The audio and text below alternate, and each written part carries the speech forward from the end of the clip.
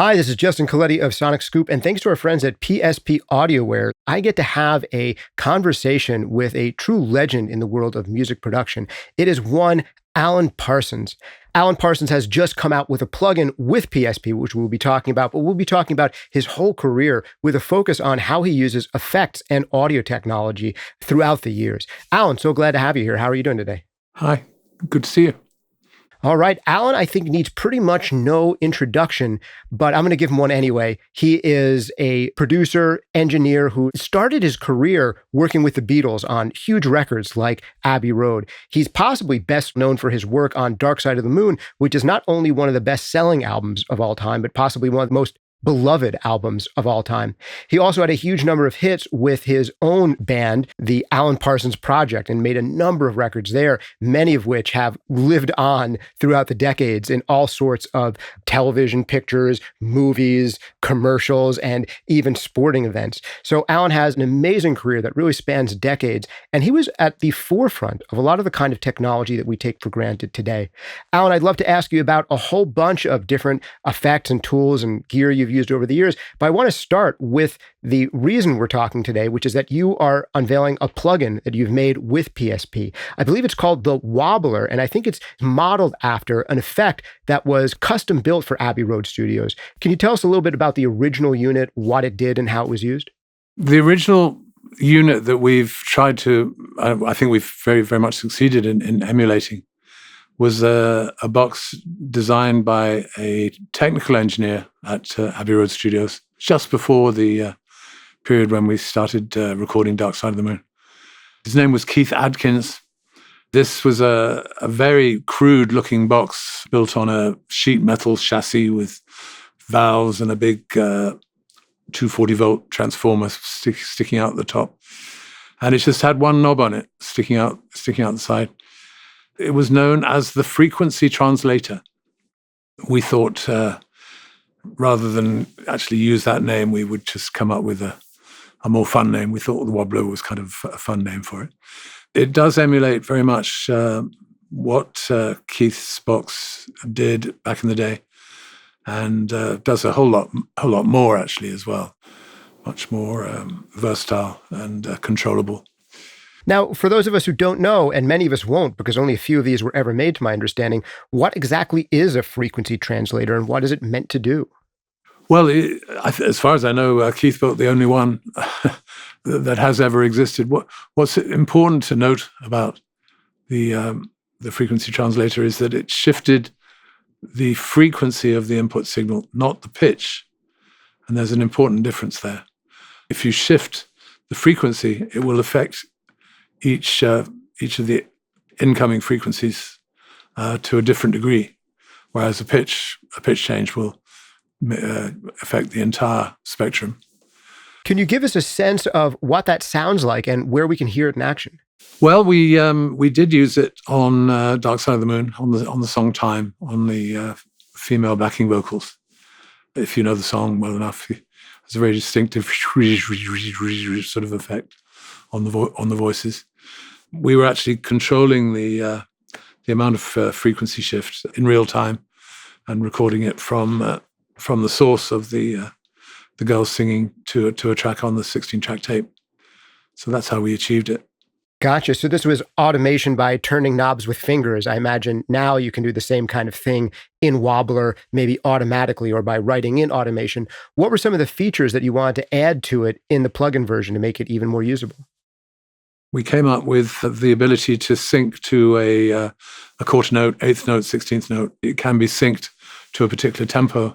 So it can be synchronized and of course it can be completely automated. Any pass could be recorded into your DAW. It's got a lot of controlled parameters that the original box never had. We can control the amount of feedback. What's important is that feeding back the frequency translation actually has a remarkable additional effect, which is that swishy sound. In fact, without the feedback, it's kind of rather ordinary sounding. It's hard to tell what's happening at all. It works great in stereo as well. There's a wonderful sort of swishy stereo effect that we can get with our box. Yeah, the way that you're describing it, and from my sense memory of having heard the song Time by Pink Floyd so many times, I'm thinking of an effect that almost is a little bit like a phaser. Would you characterize it as being that kind of family of effects? Is it doing something similar to what a phaser might do? I think it's more extreme. They are reminiscent of what a phaser sounds like, but it's much more extreme and much more controllable as well. Yeah, and are you aware of this, because it's only this one unit from Abbey Road, are you aware of it being used on any other significant songs that people might remember? Apparently it was used on a Roy Harper album. I did work with Roy, but it was apparently a session engineered by another Abbey Road engineer, John Leckie. But as far as I know, no other uses that I'm familiar with. Right. Well, it's so great that this piece of technology that has been lost to time for about 50 years is now making a comeback, and it goes from being a piece of hardware that only a few people would have ever been able to use to now it's available to pretty much anyone through a PSP. I want to ask you a question about a few more of your uses of effects, because some of the records that you are most known for working on, the later Beatles records, Dark Side of the Moon, obviously, and your own records with the Alan Parsons Project, are really known for being kind of cutting edge for their time, using effects and creating textures that people weren't familiar with. And I want to get more of a sense of what kinds of effects you were using. I think you've done a lot of great interviews where you've talked about how the mix was a performance back then. So much automation was done by hand. You've done a lot of great interviews that have talked about the evolution of multi-tracks and how you had to do so much with so few tracks. But I'm really curious to learn more about some of these specific uses of effects. There's a few I want to start off with, just as a shout out and thanks to PSP for making this conversation possible. They have a few plugins that emulate things that I think you've used throughout your career. So I'm going to throw a few different effects out at you, and I want you to give me your impressions of how and where you might have used them. One that Anthony, the owner of PSP, was telling me he believes you're a fan of is the Binson Echo Rec. And that is something that they modeled the preamp section of to get the kind of saturation out of it. And they have some great delays that do similar effects to the Binson Echo Rec. But can you give us a sense for why that particular delay was unique when it came out and how you might have used it in your work? Well, interestingly, the Binson Echo Rec was a performing room box rather than a control room box.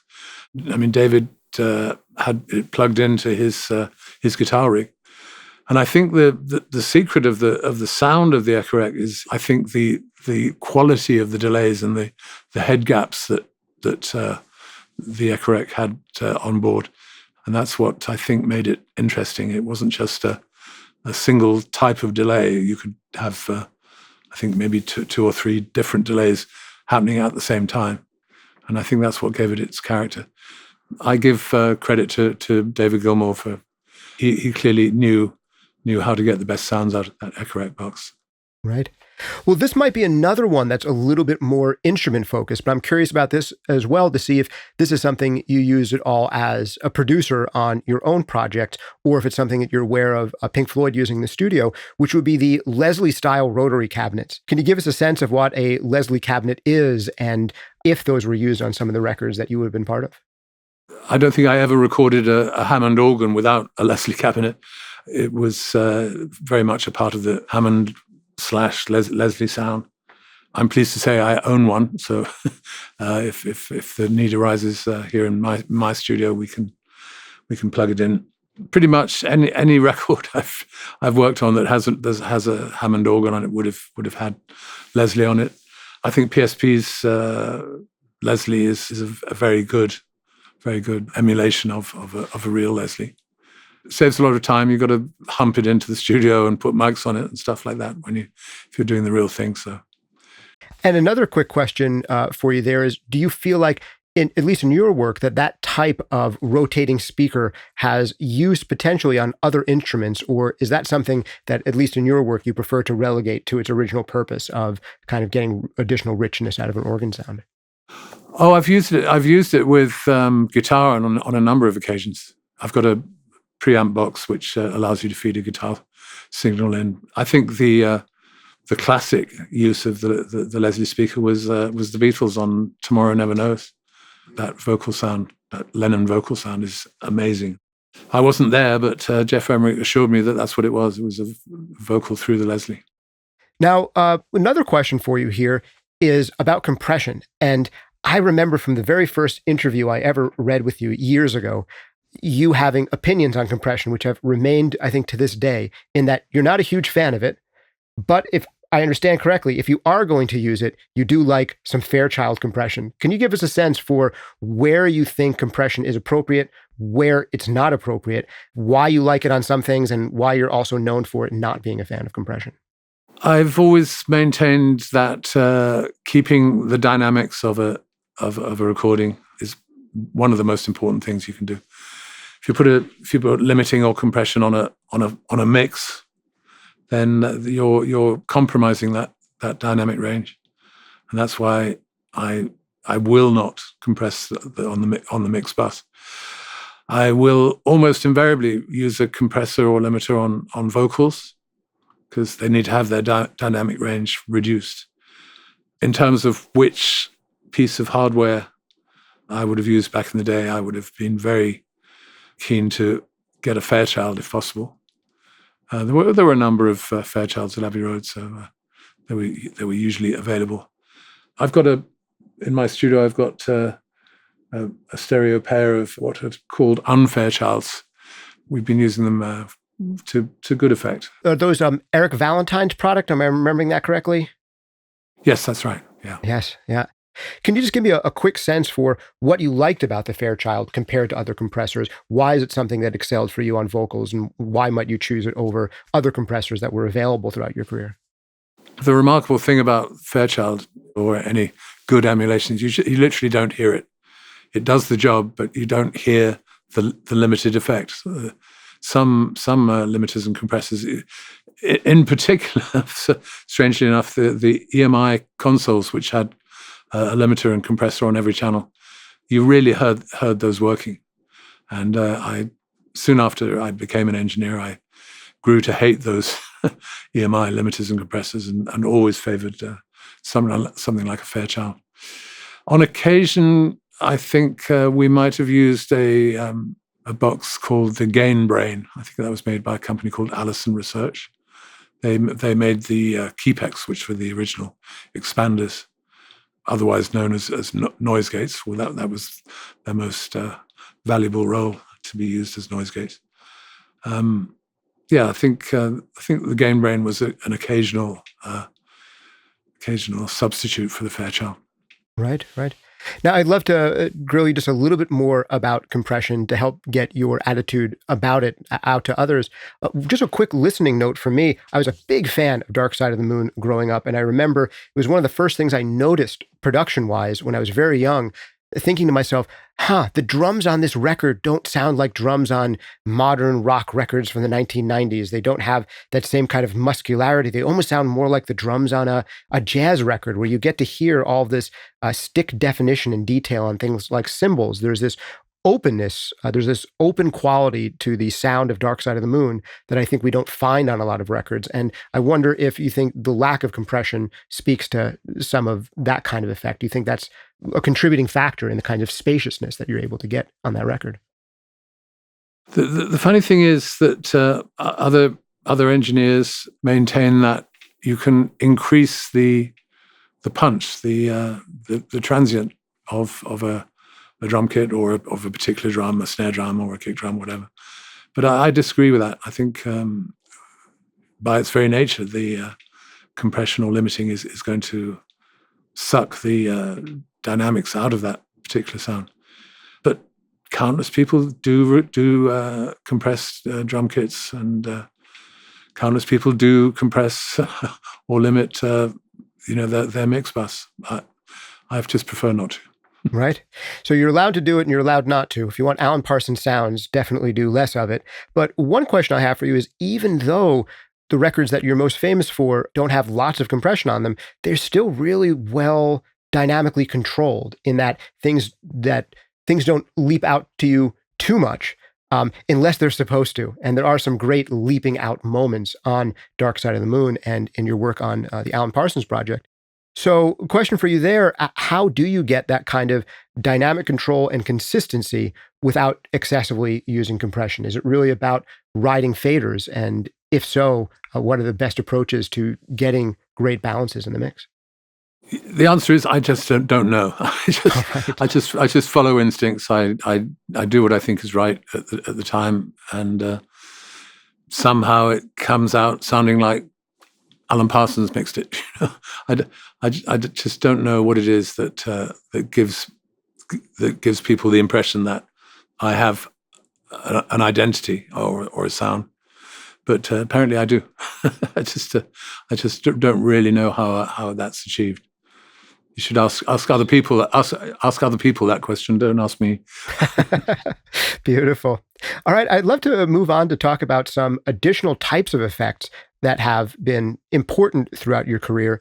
And I'd love to go through them category by category if this is possible, because I haven't heard people ask these specific questions of you in the past. One is just about the role and purpose of other modulation effects. We're here because we get to talk about Wobbler, which you just put out, which to me would be in the class of modulation effects, where some aspect of the sound is changing over time. The other dominant types of effects that are in my mind as being modulation effects would be things like phasers, flangers, choruses, vibrato or pitch bending, maybe things like auto panning. Are there any other modulation effects that you have really treasured over the years, or that you have any favorite occurrences of in your career? I mean, all the effects you mentioned really have come since the release of the first digital delay, and that was the first one I came across was by Eventide. Eventide made the world famous harmonizer, which was not only capable of delay but also actually controlling pitch. So I've used pitch change as much as anybody, I think, using various boxes. Eventide being one of them. I used a French box called the Publison for a number of years as well. There were always glitch problems when changing the pitch of an instrument. One favorite effect of mine, which is not particularly technically advanced, but I love to double track with the track running at a slightly different speed, like slightly sharp or slightly flat. Believe it or not, that's actually quite difficult to achieve on a DAW, because the only way to actually change the speed of the recording is by changing the sample rate. So we've come up with a system with a box called the Apogee Big Ben. That's exactly the same as using a vari-speed effect with tape. Oh, brilliant! So you can have a 44-1 session and be recording a 48K sample rate vocal, or vice versa. So you get that pitch shift naturally while recording. Yes, I mean it is just. Changing the sample rate is the direct equivalent of changing the speed of a tape with frequency control, or whatever you call it, to vari-speed. What's interesting is that you can actually achieve the same effect by retuning the guitar very slightly. It comes to the same thing. Your guitar will be slightly sharper or flatter than it was on a double track than it was on the original track, and that gives you a lovely chorusing effect. Right. So double tracking and triple tracking, which is something that I believe you were a bit of a pioneer on, is the most natural way to get chorus. I believe that maybe early on, a lot of artists were only single tracking, and maybe you'd have to kind of force them to double or triple track. Did that take much convincing back in the day? Oh, I think double tracking was pretty standard, even in the days of two-track recording. I mean, a lot of the Beatles' first two albums, for example, had double-track voices on them. You mentioned triple tracking. I managed to persuade the Hollies to triple track all the vocals that I recorded for them, which had previously only been double tracking. And straight out the middle. The nice thing about triple tracking was that the original vocal could be center, and the double and triple could be on the outside edges. So it was a nice wide vocal sound that we got with the Hollies from the time that I worked with them. So, Alan, your career stretches much further than the time period we've been focusing on of the early 70s when Dark Side of the Moon came out, with your own Alan Parsons Project that ran through the 1970s and into the late 1980s. Did your use of effects change over time after the advent of things like digital delays? Are there effects that might have been used frequently later in your career that just weren't available towards the beginning of your career? The advent of the digital delay really made things so much easier, effects-wise. Previous to the digital electronics hitting the audio world, everything was done with tape. The only delay effects you could achieve were with a tape machine. Even as late as the Dark Side of the Moon period, we were only doing delays with tape. One of the most difficult delay effects to produce was on Us and Them, where the delay is a very long one, and there is no tape machine on earth that has a gap between the record head and the replay head that long, which is what it needed to be. So we achieved that by using an 8-track machine, using 2 tracks of the 8-track for each repeat on Us and Them. So it would go us, us, us 4 times, and then we fed it back again. Everything was done with tape. We would have tape machines outside the control room, in the performing area, cables running all over the place just to get a mix done. It was an extraordinary hookup for some of the mixes on Dark Side of the Moon. Remember, it was pre-automation. I mean, that was another change that came in the late 70s. There was no automation in 1975. That meant that every mix was essentially a performance. It was all hands on deck. If I couldn't do everything myself, David might have a fader or Roger might have a fader to push up and down at a given moment. Well, performances are conventionally rehearsed. So would your mixed performances be something that you'd have to do either multiple takes of or multiple practice runs where you're telling the David or Roger, whoever's in the studio, when to move their knobs or just how much? What would that be like? Would you have to do several dry runs of it before you hit record, or multiple takes of the automation that's manual before you even get there? I guess it's not automation at that point, it's personmation. Yeah, I mean, we would do several passes. Yeah, I mean, it was non-automation. It was performance. It was literally just getting a good take when everything is correctly balanced and all the moves take place at the right time. So yeah, I mean, it was definitely a performance art. It was the mixing back in those days.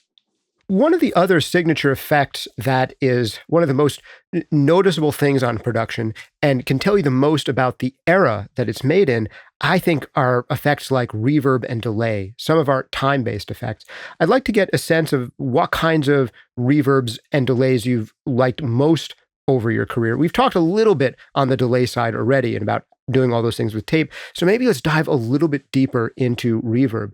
I believe at Abbey Road, you had plates and chambers. Can you give us a sense for what you might use each of those for, and if pre-delay is something that you'd be doing, and if there are particular treatments that you've relied on, whether sending signal to a reverb or getting signal back from a reverb? Yes, you're right. Abbey Road had chambers as well as plates. I generally favored the plates much more than the chambers. More controllable. You could adjust the reverb time. Although back in the day, you actually had to climb 2 flights of stairs, go into a little room where the plates were, and turn the knob to 1 second, 2 seconds, or whatever it was.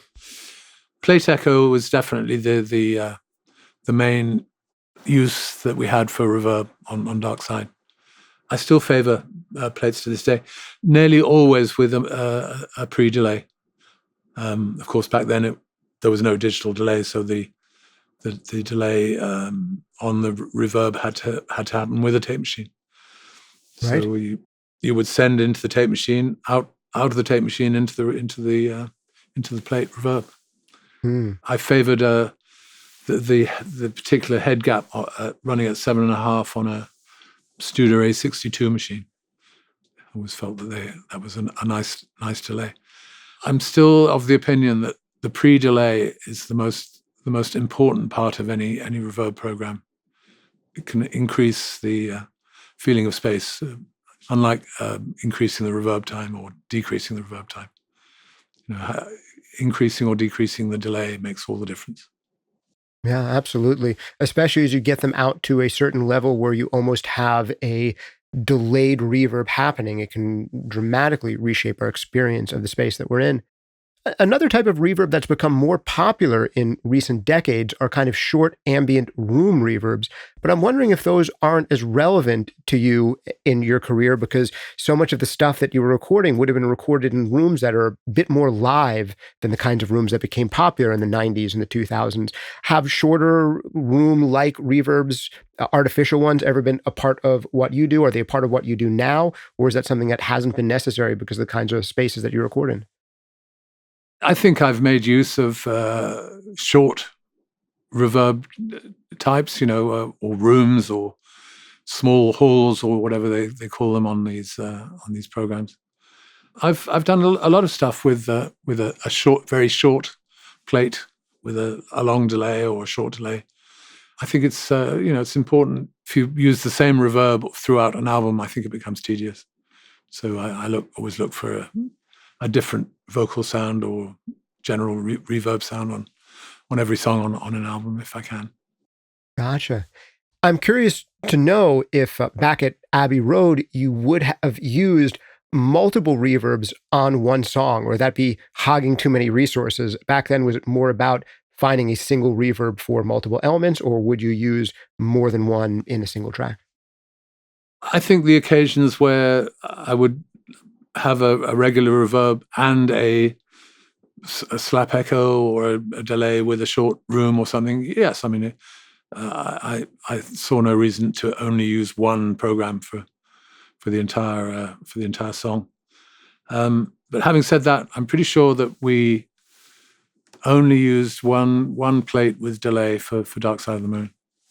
Pretty much that was it. And we achieved slap echo on Money with using an old BTR2 EMI tape machine. That would have been what was available at that time. We're used to these days having very sophisticated reverbs that might have EQ filters, either pre or post reverb, or other types of processing. I've heard of people de-essing on the way into reverbs. Is that something that would have been part of the process throughout your career? Would you ever EQ going into reverbs or coming back from reverbs? I think it was standard Abbey Road policy to put a fixed EQ going into the chambers.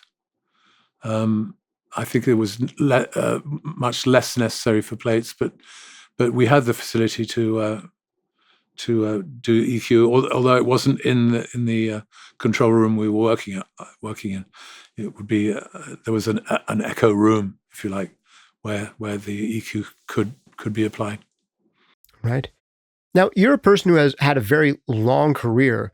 You are, I don't know, 50 years removed from some of your earliest successes, and you're still making records to this day. So I'm curious about some of the things that have changed for you over the years. Is there anything that you miss about these older and potentially more difficult workflows of the 1970s that you almost wish you could bring back? And is there anything that you're very glad that you don't have to deal with anymore today? One of the biggest changes in the digital age is the time it takes to rewind from the end of a song to the beginning of the song has gone away, and that was hugely time consuming. Even just to record a vocal on a verse again, winding back, finding the place, punching in, doing it again. Whereas everything these days is just instant. You can go to the top of the song, you can go to the second verse in a moment, you can go to the third chorus in a moment. I think that's made a big difference. It was pretty primitive back then, believe it or not. When I first started, we were working at actually 4-track most of the time when I started at Abbey Road. So that soon developed into 8-track, then 16, then 24, then syncing 2 24s together, then 48. And now, of course, it's completely unlimited in the DAW world. But I think it's been an interesting period in audio to watch the technology improve over the years.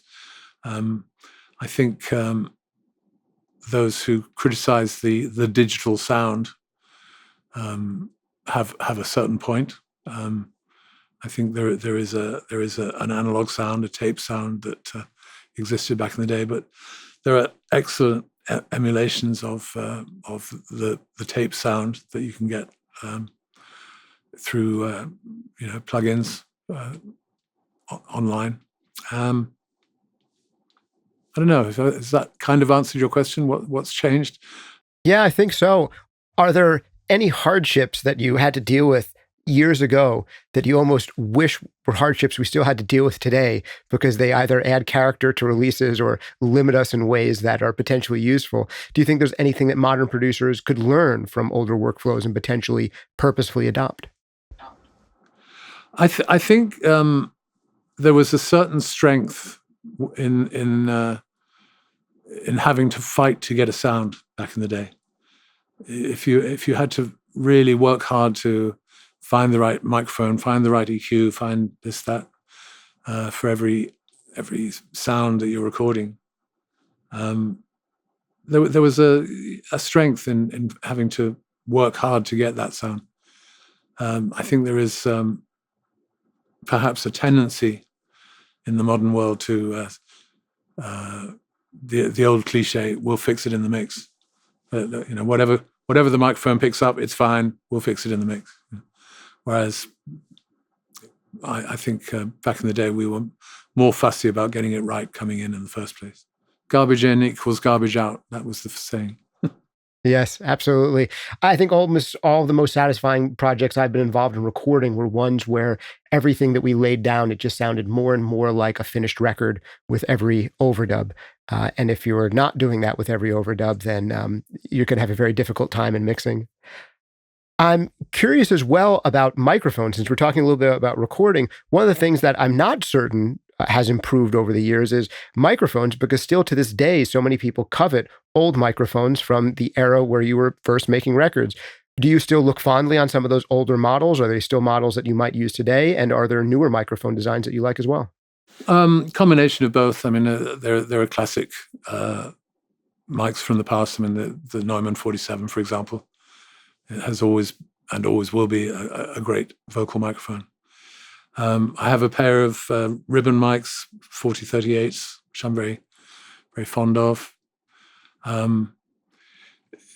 Back in the day, of course, I've just been working on a Steve Harley album, and the drums were very rarely recorded on more than 2 tracks, because there's on 16 track there just wasn't enough space for all the overdubs that were about to happen. Occasionally it would be 4 tracks, but these days every mic goes to its own track, so it's infinitely variable how you balance the drums after the event. I think that's perhaps abusing the system a little bit. I think one should get a drum sound, get a good drum sound, and then go with it. Not spend hours, trying different EQ on every mic at the mix stage. I think people spend too much time making the decisions that they could have made long before. I mean, and I've heard of producers having a tape with 7 bass parts, seven bass parts on 7 tracks. I mean, we'll fix it in the mix again. No, it doesn't work like that. Yes. Sometimes a little bit of limitation is a good thing. Now, on the other end of the mic equation, there is the monitoring. And this is one of the things that I believe may have changed a lot since the earlier parts of your career. I think that speaker technology is probably much better today, and definitely headphone technology is much better today than it probably was 40 and 50 years ago. I'd also imagine that maybe there's more widespread real understanding of acoustics today than in the past. How do you think monitoring has changed over the years? Could you guys really easily trust what you heard in Abbey Road Studios that many years ago? Was there a learning curve to understanding those rooms, or were you pretty satisfied with the monitoring capabilities, the actual playback systems, even very early on in your career? I think it's a fact of life that every room is different. Whether it's the room acoustics, whether it's the speakers you're using, whether it's whether you base your tonal values on what you know or what you expect, or whether you judge it totally by what you're hearing at any given moment. I'm pretty sure that I've on more than one occasion just said, this shouldn't sound like this. I'm going to do this instead. And then when I get it back to somewhere I'm familiar with, I've made the right decision. So what I'm saying is that as long as you know the environment you're working with, and you know how to cater for that environment, then you should be able to duplicate it wherever you go. Just by common sense, and won't necessarily be going by what you hear. It's what you know is right. Mm. All right, and one last quick question for you, Alan. Looking back at your career, you've worked on so many notable records. I'm curious if there are any ones that got away, records that are ones that you really loved working on, that you thought came out especially well, that you wish had the same notoriety as some of your biggest records with the Beatles or Pink Floyd or the Alan Parsons Project? I did 3 albums with Al Stewart. The second was called Year of the Cat, and that's the one that put him on the map. But I felt that the previous album, the first album I worked with Al on, which was called Modern Times, I felt that didn't get the attention it deserved. I don't know, maybe somebody should re-release it or re-promote it, because it's a really, really great album, though I say it myself. In terms of the Alan Parsons Project, there was one song that was a particular favorite of mine called Limelight. It had a beautiful vocal by the late Procol Harum vocalist Gary Brooker. We released it as a single, but it just went nowhere, sadly. You heard it from Alan Parsons himself. Check out Limelight from the Alan Parsons Project. Listen to more Al Stewart. And while you're at it, check out the Wobbler plugin from PSP, which Alan was instrumental in creating. It is based on the Frequency Translator effect that was a unique unit to the original Abbey Road Studios. It is an effect unlike any other. It is a kind of modulation effect, a little bit like a phaser, but more extreme. And you can try it out for free, of course, over at PSPaudioware.com. Try that out and anything else they make for free. If you haven't tried PSP plugins yet, you're absolutely going to love them. They make awesome delays, compressors, EQs, reverbs, you name it. They've been in the business for decades now, and they're one of those few plugin companies that have plugins that are still in people's sessions decades after they were made. And they're, of course, releasing new innovative plugins every single year. So again, big shout out and thanks to PSPaudioware for making this whole thing possible and for making this new plugin with Alan. Alan, thank you so much for being here with us today. Most welcome. Thank you. Take care. Thank you guys for hanging out with us. This has been Justin Coletti of SonicScoop with PSPaudioware and Alan Parsons. See you next time.